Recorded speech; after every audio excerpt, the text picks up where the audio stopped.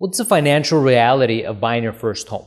Is it primarily a long-term investment, the realization of a dream, or a quick path to financial profit? In 2004, many people here in Las Vegas made over $200,000 in what seemed to be an overnight genius financial decision, and this sparked the gold rush for homes here and nationwide from 2004 to 2007.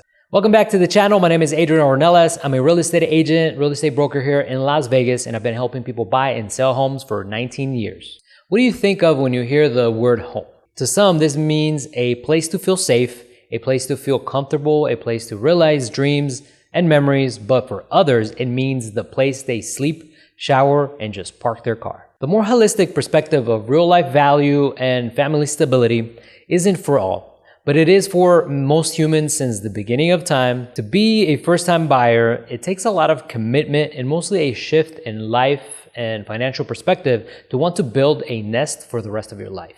On the other side, treating your first home as a short-term investment has many pitfalls, and let me tell you some of those reasons. Transaction costs. Buying and selling involves significant costs that eat into short-term gains like agent fees, closing costs, and moving expenses. There's market fluctuations. Real estate markets go up and down. A short-term hold might coincide with a downturn, leading to a potential loss. Illiquidity. Real estate isn't as easily bought and sold as stocks or other liquid assets. It can take time to find a buyer, especially when the market is slow or you overprice the home. Unexpected expenses. Let's face it, there's repairs, maintenance, and potential improvements can quickly erode short-term profits. Emotional decisions. Let's face it, focusing on quick flips can lead to rushed decisions and potentially overpaying if you jump into the transaction for the wrong reasons. One example is when military families sometimes are given orders to require a relocation, there's not a lot you can do. So that could really put you in a strange situation that you weren't prepared for.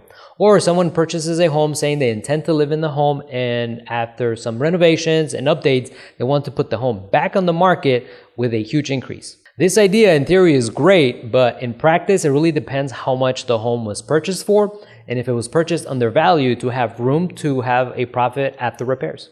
But we all have to acknowledge the long-term potential because historically, real estate has certainly appreciated over the long term. But wait, there's more. There's opportunity cost. Money tied up in a home might have other potential investment avenues, so you may have other opportunities to get a much better return elsewhere. It's just the truth. You want the truth? You want the truth? I don't think you can handle the truth. I want the truth! You can't handle the truth! And that's just the truth, that sometimes real estate isn't the best investment avenue for your cash at a particular time. Change in personal circumstances. Life happens, job transfers, family changes, and other factors necessitate selling sooner than anticipated. So regardless of long-term projections, you may be forced to a short-term situation, unfortunately. So let's face it, unlike a pure investment, a home requires ongoing expenses and effort that some are just not built to have. Let's talk about the real value that most first-time buyers or long-term homeowners can relate to, or most importantly, that want. Family stability and quality of life. Stability and security. Being able to provide a consistent and safe environment for yourself and your family. Heck, even being the first person in your family to buy a home can create a shift towards a home ownership for the entire family tree. Sense of belonging and community. People always end up rooting themselves in a neighborhood and building connections. People wouldn't admit it, but if you ask them where they live, they would probably say what part of the town and why they love it there. Rule number 17, as an agent, don't ever talk shit about any part of town. Personalization and ownership. The ability to customize your living space and make it truly yours. Some people really want to paint their home indigo inside and out. Building equity is undeniable a long-term benefit. While not a short-term gain, mortgage payments build equity over time, contributing to long-term wealth. If you ever meet anyone who purchased a home in the 70s, 80s, or 90s, will never say they regret buying that home back when it looked like a dangerous commitment. Time will pass quickly, and one day you will look back in astonishment of that decision. Appreciation can happen over the long term, but it shouldn't be the primary driver for a first home purchase. I always tell my clients, imagine that your home never appreciates but also never loses value over 10 years. And that's the worst case scenario. Meanwhile, you have paid down your mortgage and built a nest egg for your future. But let's not kid ourselves and acknowledge that there's a huge possibility that appreciation will happen in 10 years and you now get both appreciation and a paydown mortgage. For savings, mortgage payments can act as a form of disciplined saving.